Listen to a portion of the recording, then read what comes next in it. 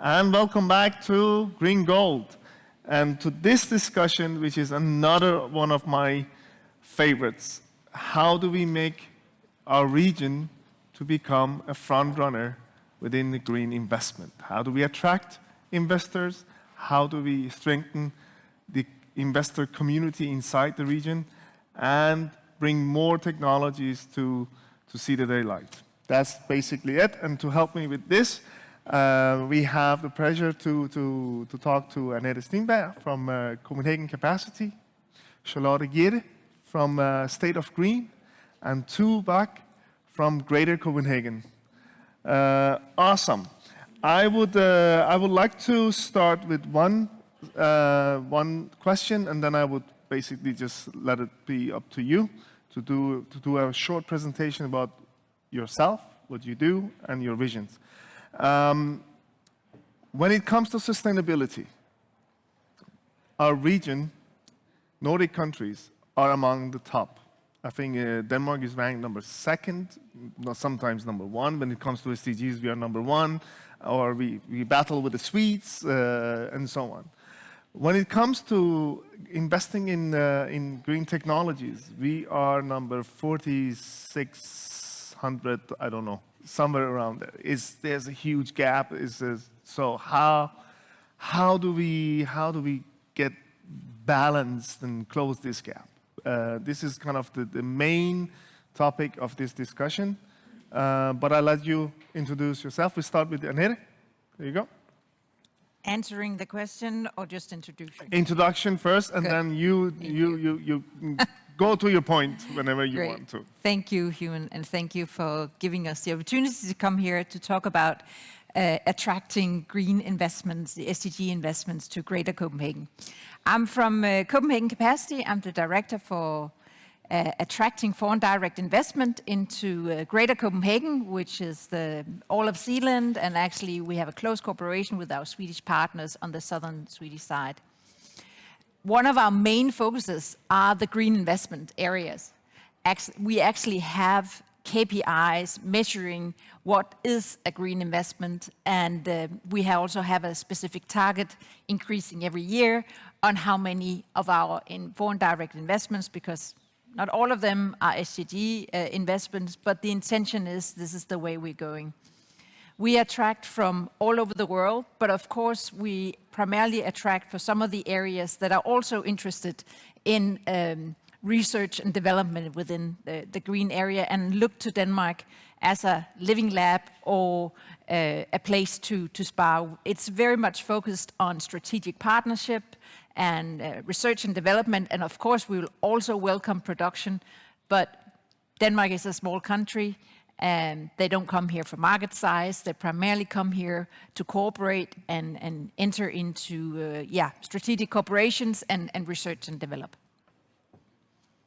Thank you so much. Charlotte. Yes, so I think it's this way, more or less, but my name is Charlotte and I represent an organization called State of Green. We are a public-private partnership and we work to promote Danish green solutions to international decision makers. We were funded back in 2008 up to the COP15 in 2009, and ever since we have promoting these Danish green technologies in order to support the Danish green exports, attract investments to Denmark of course, but also very humbly contribute to the green transition internationally. And for the theme today of how do we make the region this green investment hub, I think the two other panelists would have a lot of valuable input as well. But from our side, it's really about translating the solutions that we have in Denmark, the technologies, the public and private partnerships we have across our sectors, and make that echo into the global challenges that we are seeing out in the world. An example of this is that in Denmark and in State of Green, we are working to target our communication towards the US states and market. And for instance, when you are targeted green solutions to Texas, they don't want to hear about green technologies, they want to hear about clean technologies or decarbonization. So I think understanding that is really important when we need to have these international investors come to our region in the future as well. Fantastic. Tue. Thank you, and thank you for having me. My name is Tue David Bak. I'm the managing director at Greater Copenhagen. I am sort of the link between the business side and the political side of this fantastic geography. So Copenhagen and all the vicinity in Denmark and in southern Sweden. And what I try to do on a daily basis is really to link the business side with the political side and really build an ecosystem here that will take us from, what was it, 46, maybe to 26, and then up to number 6, and maybe we can even be top 3 at some point. So that's basically how I see my job. Fantastic. Because Anette you were touching on, and we are a small country, but basically when we travel outside Denmark, especially in US, they kind of see us as a part of a region, right? So are you capital of Sweden, or So we are a small country, but we are part of the bigger region, which is Scandinavia, and 2, you're working with Greater Copenhagen, which is, I think, is about 4 million representing, and how many cities? 85 municipalities. 85 municipalities. Yeah, 4 regions, southern Sweden and Denmark. Yeah. Exactly. So when I engage with Swedes, they sometimes laugh a little bit about Danes, because we tend to do to compete with each other, and we're not as coordinated with them. We like to kind of this week alone, there are 3 different events within the green investment in Copenhagen. That would never happen in Sweden. How do we do the coordination between us, and how do we collaborate in this important topic? With the Swedes or amongst ourselves? Just among us and with the Swedes and with the Nordics as a region. Yes. We have a very good cooperation with our colleagues in the southern part of Sweden. The green area is also an area we actually are focusing at the moment. At the moment, we have a big EU-funded project, also supported by Tue's organization, Greater Copenhagen, called Greater Copenhagen Green Deal. Green Deal, yeah. And of course, it is reflected that it is about the EU Green Deal. And this actually is, you could call it, it's a preparation project where we gather municipalities, knowledge institutions, and companies, where we try and put them together within 4 different innovation forums, one within energy efficiency, one within climate resilience, one with CO2 neutrality, and the 4th one is circular economy. And trying to cooperate in what we call the triple helix cooperation, so between public, private, and academic institutions. We try, first of all, to create some strategic partnerships that will lead to some innovative products and solutions, but also to find these projects that, when the EU Green Deal and a lot of funds will be released, that Denmark and Sweden are ready to apply for these funds and we have the ambition that we want to be front runner and spearheading the green transition in the EU. So it's actually preparing. So in this project, we are in great cooperation and coordination with the Swedes. So we have good examples of it. And of course, we have a different mentality in how we work, but I think when it comes to the green area, we have a lot in common, and we are already front runners, both sides of the Øresund. Yeah, I actually think maybe that wasn't your question, but might not compared to the Swedes, but to many other regions in the world. In Denmark, we are already very good at collaborating across public, private research and across the innovation chains that we have. And I think we should also just realize that's quite unique, the way that we are able to share the knowledge, because in Denmark our society is built on trust, and that we are actually able to share these innovative solutions I think is something that we are already quite good at, and we just need to underscore this. So if you go to South Africa, for instance, like working together very honestly with the private sector, it might not be as easy as it is in Denmark. So when you are having the dialogue with these investments, you also need to show them that's actually part of our ecosystem, that we have a very open dialogue. And I think that's already something that we are quite good at in Denmark, actually. Yeah, because you are basically the face of the green Denmark. When you're outside, your job is to showcase Denmark and what its possibilities. And in that, I guess that one of the things that we can talk to foreign companies or investors is that collaborating with the public sector in Denmark is a different game than it is in many other regions, right?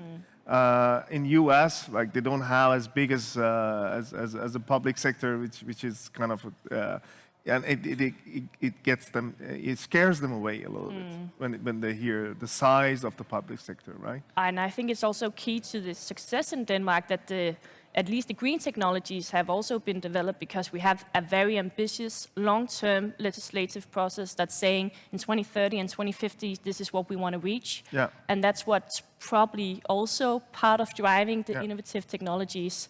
And I think as an investor, that's also part of the secure investment environment, that you actually know what's going to happen. Also, when we have a new government or a new election, that it's going to be the same goal that we're working towards.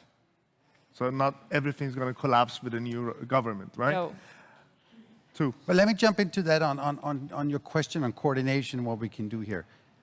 I mean, we are already coordinating like crazy. It's like in our DNA in this part of the world. So I would really hesitate to increase coordination. I think it's great there are 3 events. I wish there were 30 events because it shows that we're onto something and there's a lot of activity in this ecosystem in that space. I think really the question is, if you want to get more investors, if you want to build this, you need to have excellence. If you have excellence in what you're trying to do in your initiatives, like Anette was explaining, one initiative that's trying to build excellence, then people will want to gather. They want to join both locally, both from the Nordic region, and investors and others will come in from outside. I think that's at least my experience. And if you, we don't like to hear it as Danes, but if you look to some of the coolest hubs for technology right now, I've spent 3 years in Tel Aviv, there's no coordination whatsoever, but they do really well. So I think we shouldn't go too far there, but we should build excellence in anything we do, and only excellence. And I think then a lot of things will come to us. That's the next big adventure. Awesome. One of the interesting point is that we are a small country, right? So we have a huge public sector, and we have this work-life balance, and we trust, and all of these things that we all know and we love to talk about them. But we are also extremely poor at getting technologies out there and scaling them.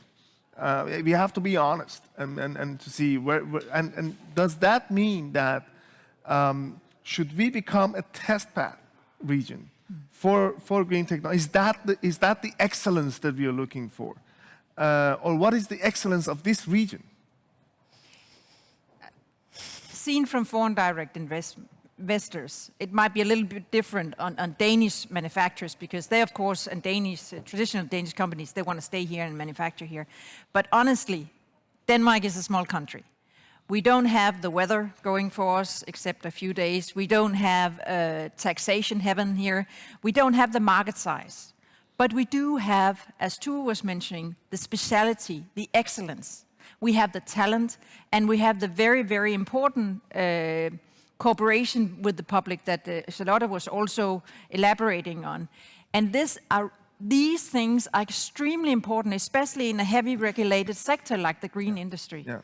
That you can enter into a dialogue, not just being controlled and by authorities, but you can actually have a dialogue with authorities. You might even be able to get data from authorities. So there's and that is something that foreign investors are really keen on, and they're impressed by how smoothly things run. We are the most digitalized government and society in the EU, so that we also got going for us. So we have a lot of good things when it comes to especially research and development.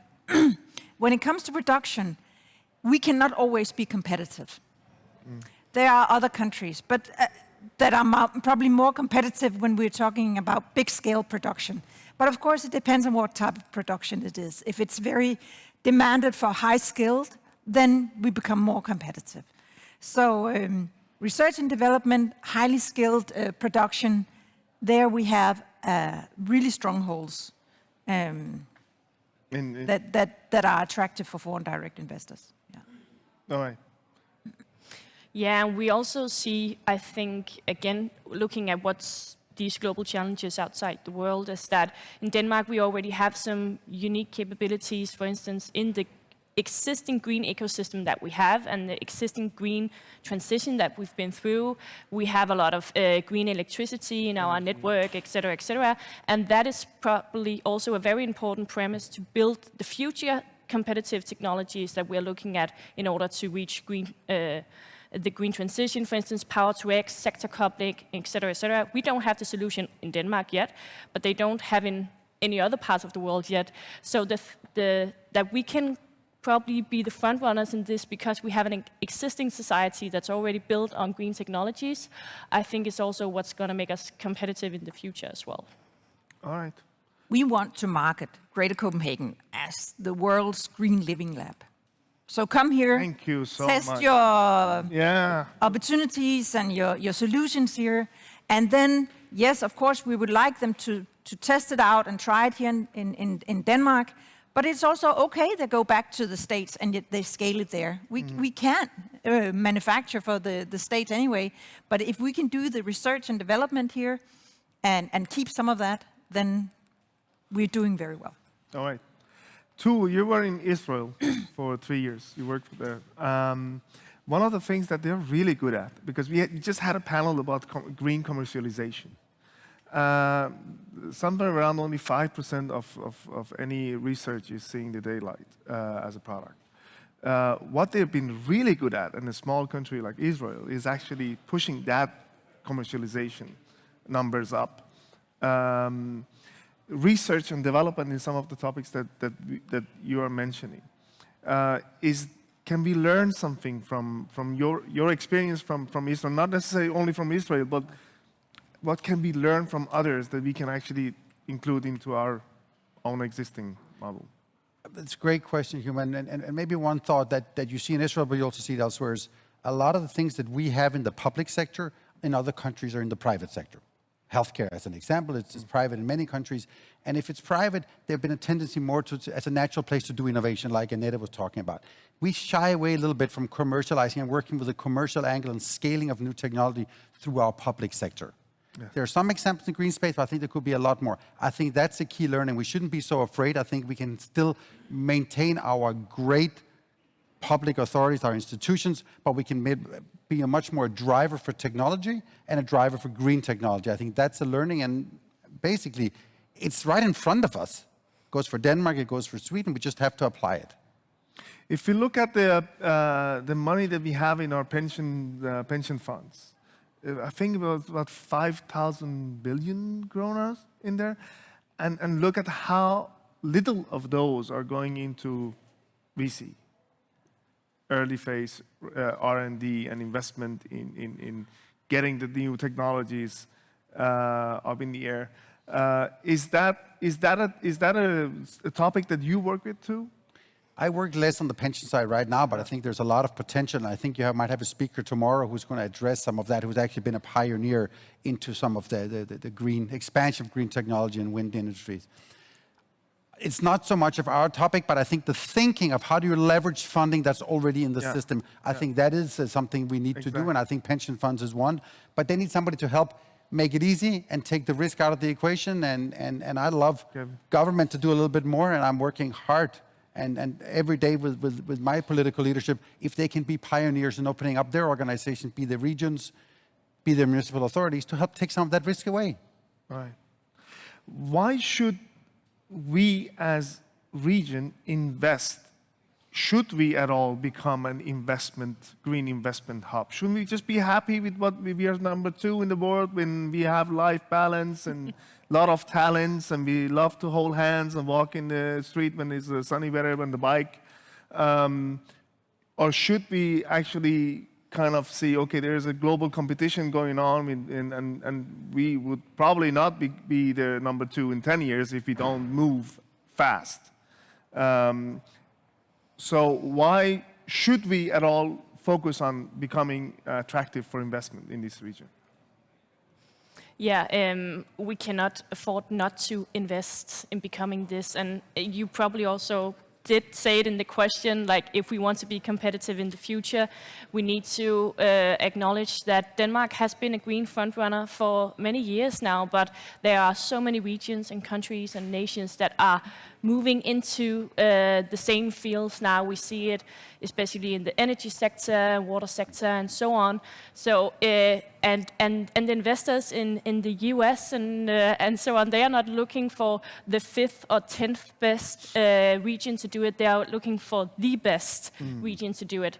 And Denmark is a small country, has been said many times. Some people think we are a city in Sweden. So if we can make them understand that this is the place to go when you want to work with, for instance, energy technologies, I think that's the only way that Denmark can survive, also to make sure that we have green growth. But then shouldn't we then support Tue in his work of making Greater Copenhagen, so it's not only Denmark alone standing and say, us has come to us, when people don't even really kind of see the different, or should maybe expand it into more as a Nordic, should we come together as a Nordic region and say, no, we don't think about Denmark, think about the Nordic when you come here, or are you already doing it? We have to be able to do all of it at the same time. Because as a lot of us saying, when you talk to someone from the US, they might not even know that Copenhagen is an independent capital in Denmark. They're looking at the region. We are talking about the metropolis, Greater Copenhagen, which compromises all 4 million, even though it's also Korsør and Falster and all that. But they're looking at metropolises, so center of excellences. So this is what we are trying to promote, and not so much whether it's Danish or Swedish, so center of excellences. But of course, being Danes, we're also zooming in, what is it we can do in Denmark, because that's where we can do the biggest difference. Yeah. And there are a lot of excellence. Denmark is very world known for within the wind industry, but we have to continue making sure we are the best there. And because there's competitors, as Charlotte was saying, all the time. We need to find new areas, and we need to be able also to dare to pick the winners. Because we cannot be number one in everything. And that's also why in this Greater Copenhagen Green Deal, we're trying to zoom in which areas is it actually Denmark is top 3. Because we can't be top 3 in all green transition technologies. So we have to bet on something and then go for it. Maybe a thought on that, and I think that the two ladies in the panel will agree with this. When you look outside, Copenhagen, as you're saying, sometimes you talk of yourself as from the Nordics. Some places, if you travel far away, you might even have to be from Europe. And I think that goes well when you're far away. I think when we're a little more closer to home, sometimes there's a little bit of a political rivalry between Denmark and Sweden, between Copenhagen and Stockholm, and which is the capital of the Scandinavia, the Nordics. And come on, let's in the big picture. I think we should stop that rivalry. We can do it over, a lunch for fun. But basically, we need to collaborate. I think that's the story. The more collaboration and enhance the collaboration in this whole Northern European geography, that's what's going to put us on the map. That's going to create better solutions. And I would imagine the two ladies who are really out there in the front lines trying to get investors, trying to push our great solutions, they would agree that that's necessary because it would increase excellence. And I think that's the starting point. Fantastic. Sustainary is about building, accelerating green communities. And one of our kind of angle to this is how can any investment hub, any tech hub, Silicon Valley is good. It has 4 or 5 times more venture capital because there is a lot of different things. And one of them is a very vibrant tech community that is there and attracting more and more investors to come and put money, and money attracts money, and that's how it is.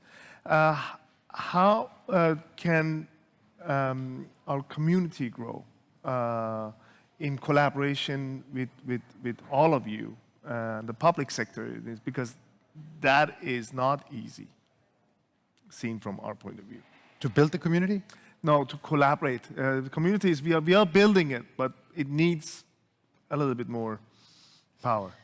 Well, I think one of the things that we probably also heard during these days, at least something I've heard for many startups communities and so on, is that as a startup you need to be born digital, you need to be born international, and probably also today be born sustainable. But I think this international element that from the beginning being able to see how can my solution be implemented in other places than in Denmark, I think is quite important, and as a way to build the community stronger. Yeah. We are already, as said, collaborating a lot in Denmark. Yeah. We are all talking together all the time. Yeah. But can we talk to our sister organizations in the European markets, in the European cities, and understand, okay, what is it that you are good at in Sweden and that we're good at in Denmark, and then can we pool it together instead of making it a zero-sum game where it's about who's winning the bid, but more about, okay, let's just push this technology because we are all interested in pushing wind, for instance. So I think pooling our sources together with our different international organizations that are like us is a way to expand the community. Very good point. May I just add that I've tried in the past to build some of those community alliances across borders and so forth, and I think there's sort of two experiences here. One where it doesn't work is really when we come with too much of a Nordic approach, which is this sort of, it's all sort of semi-government, it's very public sector KPIs. We don't really have the DNA of the private sector. And if you look at clusters and others in other parts of the world, they're more, I see them to be more commercially minded. So when you have a Danish or a Swedish or something like that that's commercially minded as a cluster in the community, then you can build those links. If it's too much, sorry to say, public sector in your DNA, it becomes a knowledge sharing and it dies after 6 months. And I think there's a big transition we need to do. Denmark has done a lot with the new sort of cluster establishment of a structure. We need to get that commercial DNA right, because that's what's going to get the attention of people in Boston, in Sao Paulo, in Shanghai, in Mumbai, and so forth. Awesome. And one of the things that is difficult for seeing from startups in this community is getting access to the public sector. And you are doing it through your innovation teams in the Green Deal. But because we have a large public sector, as a startup, as an early stage, not early stage, but as a young company, is a little bit more challenged, you know, to get those orders and collaborate with the public sector. How do you see that collaboration? I know that we are good, but have you experienced when you are bringing new investors to the region? Is that a different ballgame because they are bigger, or do they just fall into that collaboration with them? We also bring in foreign direct investors that are small companies, and of course also big companies. But what we try to do is very much hook them up and introduce them into ecosystems. So like, for instance, at BloxHub. Yeah. There's a lot of other companies that are in similar situations, so they cannot just have a nice place and a nice view and a nice location, but they can also cooperate and knowledge share with the other startups that are already there within the green area. So we try to hook them up with some of the already existing ecosystems. Can you give me, I know that program, and I really love that program. Can you tell us a little bit more about it? It's about urban tech, right? That is one of the programs that is run by BloxHub that we are also supporting, where they come in a longer program. Both Danish and foreign startups, they enter into this program, and we are there to support the foreign companies, because what we would like is not just for them to be part of the program, but actually get so much out of the program and they stay here in Denmark that they decide they want to stay here and establish a company. So that is our purpose, is making sure that they think they have, and they realize that there's a lot of opportunity here. So we're kind of supporting them in all the ways we can throughout this program. Fantastic. You work with exporting more than getting people to come in. But what are the key messages that you send to people if you know, to get them also to come and see and be here with us? Well, it's definitely all in the experiences that we have in Denmark, that we have a proven track record of actually building a green transition across the sustainability sector. So energy, water, circular economy, city solutions, that we have these solutions already built, also market-based and competitive in some instances, but also that we are being ready to how can we implement the future challenges. That's why they come. They want to see where are some of the key and best technologies that's been implemented. But just on your other question on these startups in the public sector, what we also working at the other way around very closely with the embassies out in the world and also Invest in Denmark and so on, is how can we have the Danish startups also be part of the value chains in a better way, because these public sector tenders are huge, especially when you're looking at the EU. So how can we get them pooled in a better way? Yeah. And the Ministry of Foreign Affairs are working with, for instance, water alliances, wind energy alliances, where they're pooling a lot of different companies together in order to be able to be part of those tenders for the public sector. And I think that's the way that we need to work when we go and look at exports as well. Oh, that's such an important. I would love to learn more about that. You have 85 municipalities working with you, and you just mentioned it. There's a bunch of European funds and Green Deal and local funds going towards the public sector, and there's going to be a lot of tenders out and so on. How can we make sure that the green startups are, they know about these things and they can actually gain from this opportunity to grow? It's a great question, Hugh. And I think you're right that there's a lot of money and opportunities starting to arise. I think there's many avenues to solving that problem. I think part of what we're seeing, if you look at the public sector and you look in particular my members, so 85 municipalities, 4 regions, they're really, really good at the green transition, and they're trying to get better every day. But the green transition is not about money. They're driven by their own desires to contribute, mitigating climate change and so forth. Now, the interesting thing is when they try to move into see, can we also at the same time support green growth? And then it becomes a different ballgame, because then you have to think about, hey, do I need to change the way I procure things or do something to allow maybe some of the new technology startups to enter in, create something together with us? The public sector can be a design partner and so forth.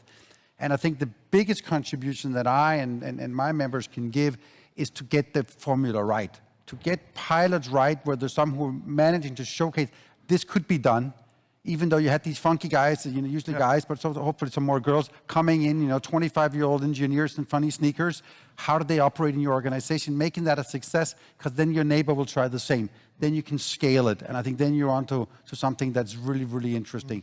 We're not there, but that's what I am and my colleagues are trying to push and build those excellent pilot cases. Awesome. Gate 21 is one of our key partners, and they're because they're a good example. They're excellent in helping in the green transition. Yeah. And now together with an organization like Gate 21, we're trying to figure out how do we do the growth side of it. Yeah, because there's a matchmaking there as well, right? So there's a huge need. Yeah. Some of them you already know, the cities they already know who to reach out to, but there are also a bunch of new solutions that they have no idea they exist, and neither do they know that there's opportunities within the cities that they can collaborate. So they're looking for options. Where can I sell? Where can I use my technology? And then you have the cities looking for those solutions. And of course, Gate 21 is one of the places, but often I think cities, but I see often I think city government works in a way you're trying to minimize risk. You don't want political scandals, and I'm thankful for that. So they're looking sometimes to copy what's already been proven technology, a proven method by the neighbor. Yeah. And I think here we need to find ways that we can have low risk, but still bring in new technology, startups, and new kinds of ways of doing things. And we're better than the green space. All right. Fantastic. Anette. Yeah, I just wanted to add to this discussion that it is very daunting, the EU system, and navigating in that is not for the faint at heart. But we also have to remember we have some fantastic specialists in Brussels. with our EU offices. And Greater Copenhagen has a fantastic EU office in Brussels, and so has all the other regions in Denmark. And they are there, and they don't know how to navigate. And they assist the municipalities and the regions in finding out where are the opportunities, and also maybe try and match some of the strategic partners that are important for these. And that could be both internally in Denmark, but also with other EU countries and knowledge institutions. So they are a huge assistant. They're also a big part of our Green Deal, Greater Copenhagen Green Deal program, because they know how to navigate in Brussels, and that's not an easy job. No, it's not easy. Well, when we started Sustainary, not because I wanted to talk about Sustainary, but basically one of the things that we thought was we completely agreeing with you and saying we are really good at this in Denmark.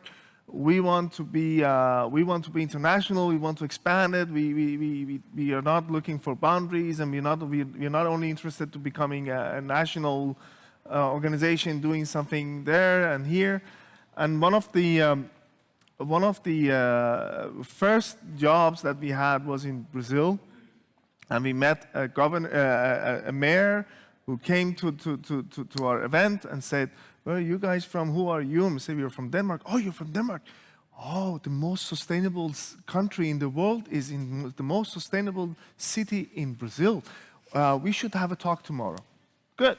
We had a talk the next day, and then it ended up with us as a young organization partnering up, strategic partnership in building the first green tech park in Brazil.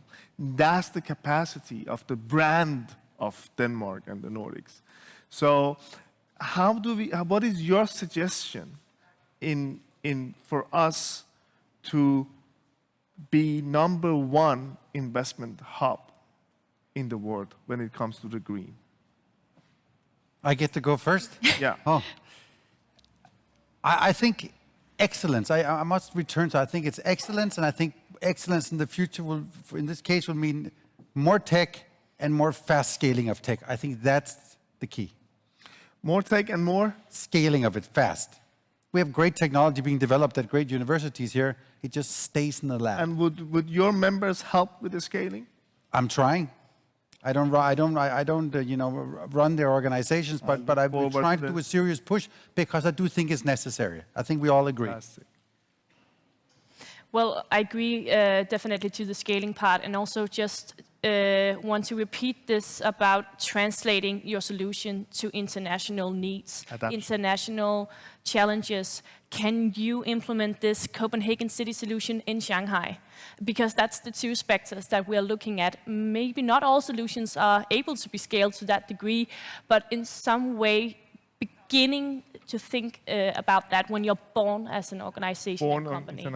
Born international, born sustainable. Yeah. And also, in our sense, it's just that you're willing to, at least for some of the meetings that we are having in all of our organizations, that's something that will maybe have a result in 5 or 10 years. And that is just something that we need to be willing sometimes to wait, that these investments, they do take time, and it's a long-run partnership. Yeah. Awesome. You get the last one. Yeah, I think we need to give, and this is very strange, maybe surprising I'm saying it, we need to give our politicians a great round of applause here, because they set crazily ambitious goals. Look at Copenhagen. They are going for becoming the world's first CO2 neutral capital in 4 years' time by 2025. No other capital has set that ambition. That's very, very ambitious. But they'll make it. And we want to raise the bar even higher. We want to make it the most sustainable capital of the world. So we need to, as Danes, having ambitious politicians setting very high targets. We have an industry that's backing it up, which are also very impressive. So when politicians set high target, industry backs it up, and they want to fulfill it. Then we can make things happen. But we also need to go and claim it. And Danes are not very good at that. And we have to be better. We need to be better at actually saying we're not only setting the bar there, but we're doing it, and we will be the world's most sustainable capital. Fantastic. Thank you very much for your contribution. This is the beginning of our dialogue, and I hope that we all would have much more dialogue about this, and with the community as well, and can build towards that mission and vision. Thank you so much. Thank you. Okay.